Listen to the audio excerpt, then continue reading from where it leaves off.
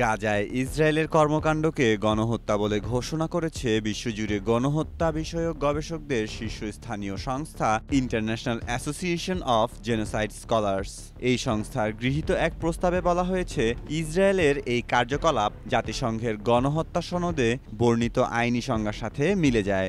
একটি ৩ পৃষ্ঠার প্রস্তাবে IAGS বলেছে যে ২২ মাস ধরে চলা এই যুদ্ধে ইসরায়েল যেসব কর্মকাণ্ড চালিয়েছে তা গণহত্যা, যুদ্ধাপরাধ এবং মানবতার বিরুদ্ধে অপরাধ হিসেবে গণ্য হতে পারে। এই সংস্থার ৫০০ জন সদস্যের মধ্যে ২৮% ভোট দিয়েছেন এবং তাদের মধ্যে ৮৬% এই প্রস্তাবকে সমর্থন করেছেন। প্রস্তাবটিতে ইসরায়েলের নীতির সারসংক্ষেপ তুলে ধরা হয়েছে। এতে বলা হয়েছে, ইসরায়েল স্বাস্থ্যসেবা, সাহায্য এবং শিক্ষা খাতের মতো টিকে থাকার জন্য প্রয়োজনীয় কাঠামো এবং কর্মীদের উপর ব্যাপক হামলা চালিয়েছে। এতে আরও উল্লেখ করা হয়েছে যে ইসরায়েলের হামলায় ৫০,০০০ শিশু নিহত বা আহত হয়েছে, যা ইউনিসেফ দ্বারাও নিশ্চিত করা হয়েছে।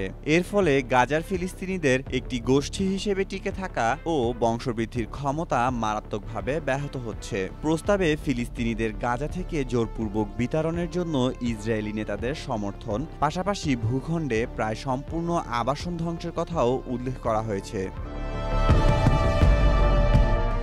অন্যদিকে ইসরায়েলি পররাষ্ট্র মন্ত্রণালয় এই প্রতিবেদনকে হামাসের মিথ্যাচার এবং দুর্বল গবেষণা বলে অভিহিত করেছে। তারা এই প্রতিবেদনকে আইনি পেশার জন্য এক বিব্রতকর অবস্থা বলে মন্তব্য করেছে। মন্ত্রণালয় আরও বলেছে যে ইসরায়েল নিজেই গণহত্যার শিকার।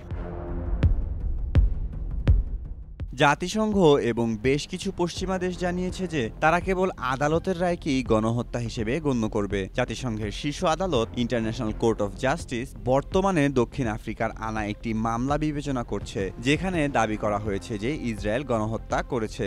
ICJ এখনও কোনো সিদ্ধান্ত জানায়নি এবং ইসরায়েলকে জানুয়ারি ২০২৬ পর্যন্ত তাদের প্রতিরক্ষা উপস্থাপনের জন্য সময় দিয়েছে। সোমবার হামাস পরিচালিত স্বাস্থ্য মন্ত্রণালয় জানিয়েছে, এই যুদ্ধে এ পর্যন্ত ৬৩,৫৫৭ জন নিহত হয়েছে এবং ১,৬০,৬৬০ জন আহত হয়েছে। মেহেদী মাসুদ, জনকণ্ঠ।